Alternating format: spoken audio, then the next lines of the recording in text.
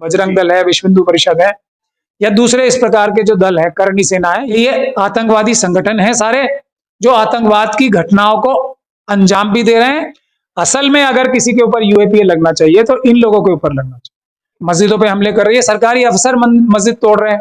एक कोई एसडीएम साहब हैं, तो उन्होंने सरकार मस्जिद तोड़ दी। ये खुलेआम आतंकवादी घूम रहे हैं। अगर इसके ऊपर कार्रवाई नहीं कर रही पुलिस, तो पुलिस के ऊपर भी, हरियाणा पुलिस के ऊपर भी आतंकवाद का मुकदमा दर्ज होना चाहिए। पर सबसे पहले तो यूएपीए के ऑफेंसेस बनते हैं सारे, अनलॉफुल एक्टिविटीज प्रिवेंशन एक्ट, जिसके के झूठे मुकदमे दिल्ली पुलिस सीए एनआरसी के पीसफुल प्रोटेस्टर्स पे लगा के बैठी है।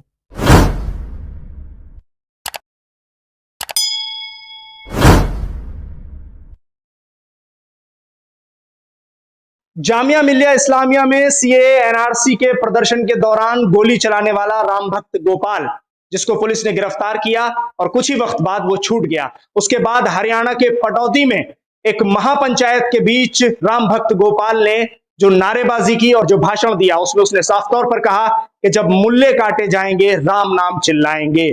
उसके बाद काफी वक्त तक आजाद घूमने के बाद रामभक्त गोपाल को हरियाणा पुलिस ने गिरफ्तार कर लिया है। पूरे मुद्दे पर आज बातचीत करने के लिए मौजूद हैं सुप्रीम कोर्ट के वकील महमूद पराचा। पराचा साहब, सेक्शन 153A और 295A के तहत एफआईआर दर्ज हुई है रामभक्त गोपाल पर। अभी प्रेस से रिपोर्ट आ रही है कि ये दोनों सेक्शन लगाए हैं। अगर ये बात सच है तो हरियाणा की पुलिस और हरियाणा की भारतीय जनता पार्टी की सरकार, ये साफ जाहिर होता है कि उसकी मदद ही कर रही है और एक लार्जर जो कॉन्स्पिरेसी चल रही है उसमें बीजेपी भी शामिल है। सीधी सीधी बात है, अगर यही दो सेक्शन लगाए गए हैं, कोई और सेक्शन नहीं लगाए गए। पहला जो इसमें मुद्दा होना चाहिए था कि कॉन्स्पिरेसी कर कौन रहा है, कौन कोरोना के टाइम में इस तरह की पब्लिक गैदरिंग करने की इजाजत दे रहा है। क्या पुलिस ने ही खुली छूट दी उसे कि इस तरह की कोरोना के, और किसी पार्टी को और किसी भी संगठन को तो इस तरह की गैदरिंग करने की इजाजत नहीं है। पहली बात ये। दूसरी बात ये कि उसने खुद, जो हमारे पास रिपोर्ट आ रहे हैं, जो बताया जा रहा है कि उसने खुद ही ये पंचायत बुलाई, तो उस पंचायत में कौन कौन लोग आए और कौन कौन लोग लाए गए और वो उनके बैकग्राउंड क्या थे, इसके बारे में इन्वेस्टिगेशन पुलिस नहीं कर रही है। क्योंकि एक ही आदमी को, और वो भी ऐसी धाराओं में जिनमें अरेस्ट करने की भी जरूरत नहीं, तो ये पुलिस जो है एक मजाक ही कर रही है, लोगों को बेवकूफ बना रही है, पूरी दुनिया को ये दिखा रही है कि हमने एक्शन भी ले लिया, लेकिन एक्शन इस तरह का लिया है कि वो फौरन छूट जाए। और बल्कि और बहादुरी से, जैसे पहले उसको पुलिस ने मदद करके, दिल्ली पुलिस ने मदद करके अपने राजनीतिक आकाओं के कहने पे, खासतौर पे होम मिनिस्ट्री में बैठे हुए राजनीतिक आकाओं के कहने पे, दिल्ली पुलिस ने उसे गोली चलाने के बाद भी एक ऐसा केस बनवाया है कि उसकी फौरन जमानत हो गई। और अब जब वो मेजर भी हो चुका है तब भी उस पर ऐसे केस बनाए जा रहे हैं, और उसको, जैसा हमारी खबर है, कि बीजेपी का स्पोक्स पर्सन भी बनाया गया। तो अगर ये सब हालात हैं तो इसमें साफ जाहिर है कि वो आरएसएस और बीजेपी के इशारों पर ही ये काम हो रहा है। इसीलिए उसको पुलिस भी मदद कर रही है, सरकार भी मदद कर रही है। अगर ईमानदारी से देखा जाए तो इस इंसान पे, और वो सब लोग जो वहां बैठे थे, 295 और 153, ये तो सिर्फ धार्मिक भावनाएं किसी की आहत करने के लिए और दो कम्युनिटीज में दुश्मनी फैलाने के धाराएं हैं। वो आतंकवाद की घटना कर रहा है, वो मारने पीटने की बात कर रहा है, लोगों को इकट्ठा कर रहा है। वहां लोग तालियां बजा रहे हैं कि हम लोग मारेंगे एक खास मुस्लिम कम्युनिटी के लोगों को, इस पे तालियां बजा रहे हैं, इस पे लोग अपनी सहमति प्रकट कर रहे हैं। और इसके अलावा भी आप लोग देख रहे होंगे तो इसी प्रकार के दूसरे संगठन जो है वो ये भी कह रहे हैं, यति नरसिंहानंद है जो, और दूसरे लोग हैं, वो ये कह रहे हैं कि हमने हथियारों की ट्रेनिंग भी दी है। उनकी मीटिंग्स में ये बात साफ जाहिर हो रही है, और ये हथियारों को इस्तेमाल भी कर चुका है। तो ये सब चीजें इस बात की साफ गवाही देती हैं कि ये आतंकवादी संगठन है सारे, जो आतंकवाद की घटनाओं को अंजाम भी दे रहे हैं। भारत सरकार की जो कॉन्स्टिट्यूशन है उसके खिलाफ बगावत कर रहे हैं, खुलेआम अपनी ताकत का मुजाहिरा कर रहे हैं। और क्योंकि सरकारें और भारतीय जनता पार्टी और आरएसएस के लोग इनसे मिले हुए हैं, तो इसलिए ये खुलेआम आतंकवादी घूम रहे हैं। अगर इसके ऊपर कार्रवाई नहीं कर रही पुलिस, तो पुलिस के ऊपर भी, हरियाणा पुलिस के ऊपर भी आतंकवाद का मुकदमा दर्ज होना चाहिए। प्राचा साहब, जैसा कि आपने कहा कि ये लोग खुलेआम घूम रहे हैं, छोटी मोटी धाराएं लगाई जा रही हैं, तो कौन सी धाराएं इन पर लगनी चाहिए, कौन से मुकदमे इन पर लगने चाहिए? मैं बात करूं सूरजपाल अम्मू की, जो कि भारतीय जनता पार्टी का प्रवक्ता है, पहले करणी सेना का अध्यक्ष था, उसके बाद नरसिंहानंद सरस्वती, जिसने अभी हाल ही में कई बयान दिए दारुल उलूम देवबंद को लेकर भी, उसके अलावा जामिया को लेकर, एएमयू को लेकर, और अब ये राम भक्त गोपाल, ये लोग तमाम लोग खुलेआम घूम रहे हैं, इन पर फिर कौन सी कार्रवाई होनी चाहिए?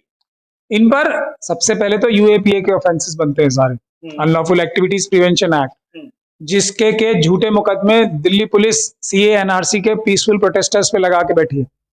असल में अगर किसी के ऊपर यूएपीए लगना चाहिए तो इन लोगों के ऊपर लगना चाहिए, क्योंकि ना सिर्फ ये एक जैसे काम कर रहे हैं, आप देखिए कितना कोऑर्डिनेटेड तरीके से काम हो रहा है, एक ही तरह की बातें अलग अलग लोग कर रहे हैं, यानी कि वो एक ही तरह के संगठन से संचालित हैं, उनके जो आका हैं वो भी एक ही हैं, जब भी सब एक जैसी बातें कर रहे हैं, अलग अलग जबानों से एक ही तरह की हरकतें कर रहे हैं।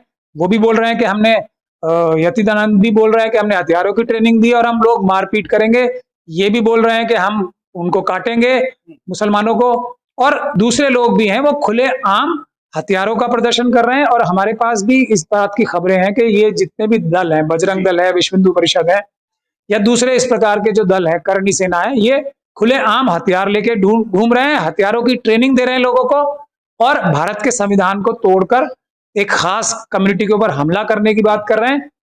और यही काम वो शेड्यूल कास्ट कम्युनिटी के साथ भी और शेड्यूल ट्राइब कम्युनिटी के साथ भी कर रहे हैं। तो सीधी सीधी बात निकल के ये आ रही है कि schedule caste community, schedule tribe community और माइनॉरिटीज के ऊपर वो हथियारबंद तरीके से हमले कर रहे हैं, भारत सरकार को के खिलाफ बगावत कर रहे हैं। तो इसमें आतंकवाद के मुकदमे लगने चाहिए और भारत सरकार के खिलाफ आर्म्ड रिबेलियन यानी कि हथियारबंद तरीके से भारत की सरकार के साथ बगावत का केस इनके ऊपर बनना चाहिए शुरुआत में। उसके अलावा जो जो इनसे मटेरियल कलेक्ट होंगे, अगर हथियार कलेक्ट होते हैं, एक्सप्लोजिव्स कलेक्ट होते हैं, इनसे बम बनाने के इनके पास अगर सामान मौजूद है, वो इन्वेस्टिगेशन में और इनके ऊपर इनके ऑफिस पे रेड करके जो पुलिस को और एनआईए को कार्रवाई करनी चाहिए। अगर वो ईमानदारी से काम करेगी तो ये सारी चीजें बरामद भी होंगी और एक देश को खतरा पहुंचाने के लिए देश की दुश्मन ताकतों के साथ मिलकर, और ये जो हरकतें कर रहे हैं इसमें साफ ये भी जाहिर हो रहा है कि ये चाइना और पाकिस्तान की जो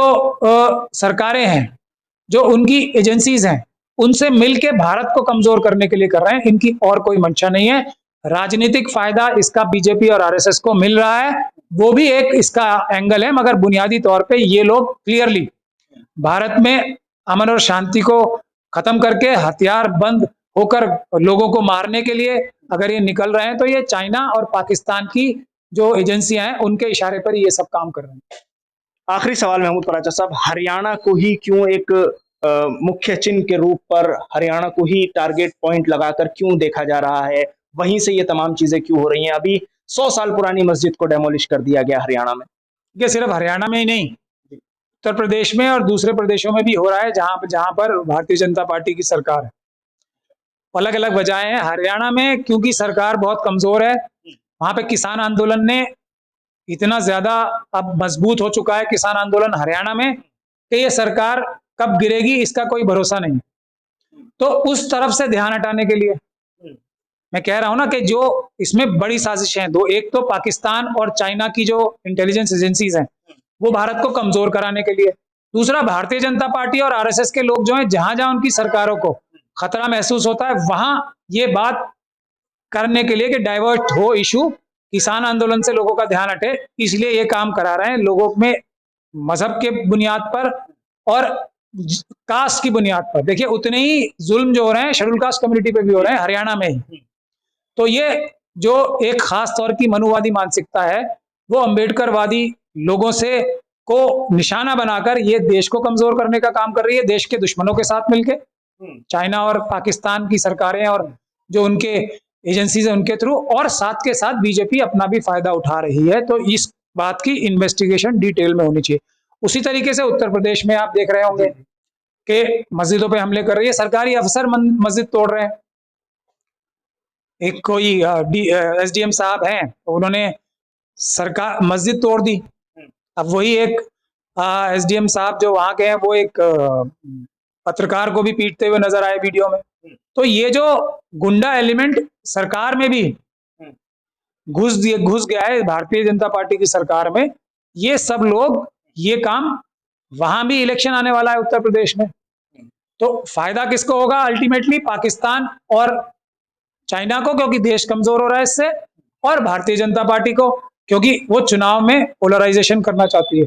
तो इस बात का इन्वेस्टिगेशन किया जाना बहुत जरूरी है कि पाकिस्तान और चाइना की सरकारों के साथ, वहां की इंटेलिजेंस एजेंसियों के साथ क्या भारतीय जनता पार्टी और आरएसएस के भी कुछ संबंध हैं, इस पे भी इन्वेस्टिगेशन की जानी चाहिए। ठीक है, बहुत बहुत शुक्रिया महमूद पराचा साहब हमारे साथ जुड़ने के लिए। तो इस वक्त आप सुन रहे थे अंबेडकरवादी महमूद पराचा को, जो कि सुप्रीम कोर्ट के एडवोकेट हैं। उन्होंने साफ तौर पर कहा कि जांच का विषय है और सबसे पहले यूएपीए के तहत इन तमाम लोगों पर कार्रवाई होनी चाहिए जो लोग नफरत फैला रहे हैं और खुलेआम हथियारों का प्रदर्शन कर रहे हैं, मारने काटने की बात कर रहे हैं और धर्म विशेष को टारगेट कर रहे हैं।